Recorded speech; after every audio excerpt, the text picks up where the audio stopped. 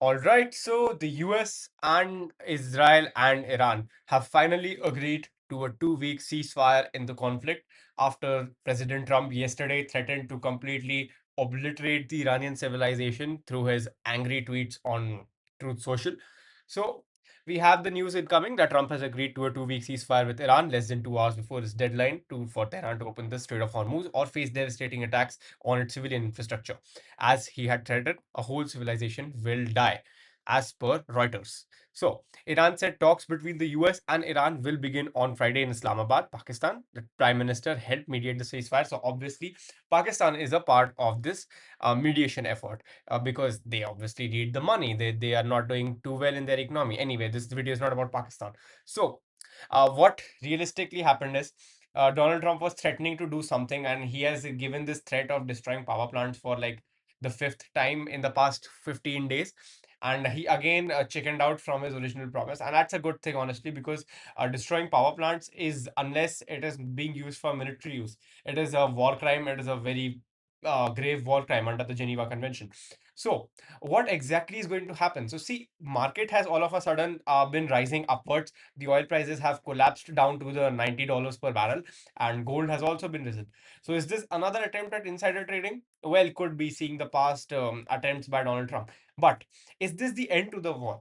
I highly doubt that this is the end to the war because the proposal has said that the Iran wants to get like $2 million per ship that goes out of the Hormuz Strait as its toll, which is a very expensive amount, to say the least. So that might be something that the US and its allies might not agree to.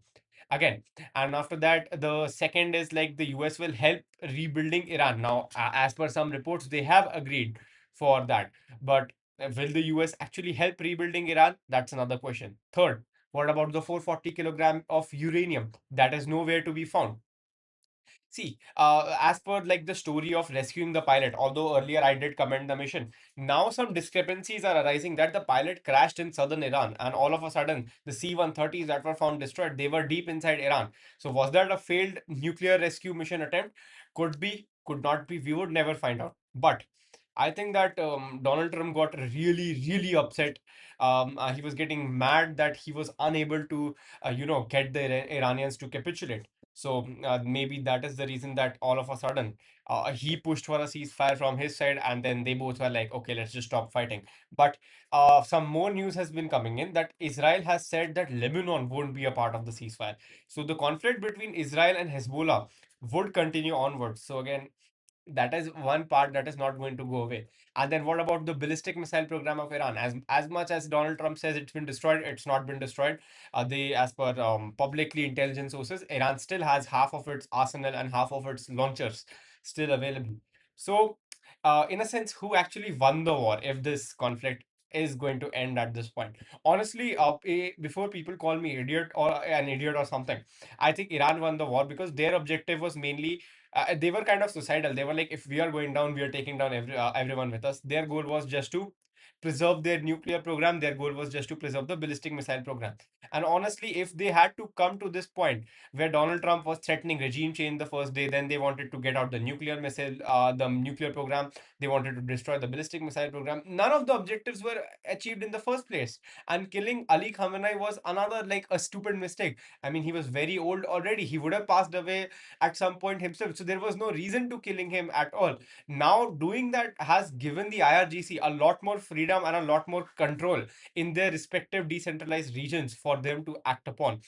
So again, and then they replaced one Khamenei with a younger, more aggressive Khamenei. Now we don't know whether he's still okay or not. I mean, some reports have been saying that he has been decapitated or he's under some sort of coma or something. We cannot confirm for sure, but this war was just completely pointless, and I just don't have a clue why the US does not learn from its own lessons in, in Vietnam, in Syria, in Iraq, in Afghanistan, that unless you have boots on the ground, and even if they put boots on the ground, they would not have realistically been able to control Iran, and it would have just been a breeding ground for terrorists. So, the 2 week ceasefire, I think this is not really an end to the war. I think this is just a preparation to bring troops from the US and conduct a ground invasion because they have fired the US Army Chief of Staff General Randy George, and a lot of other generals and admirals as well.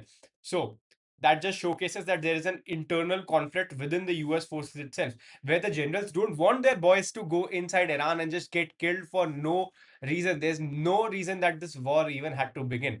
That could be another friction point within the US military and the US government itself.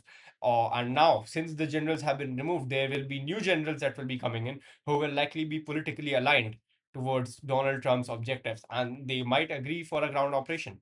So I think we should just not be happy about this or anything. This could just be an insider trading attempt. This could the negotiations could still collapse. I mean, Pakistan is the one who's handling them, so there's like nothing to be confirmed as of now.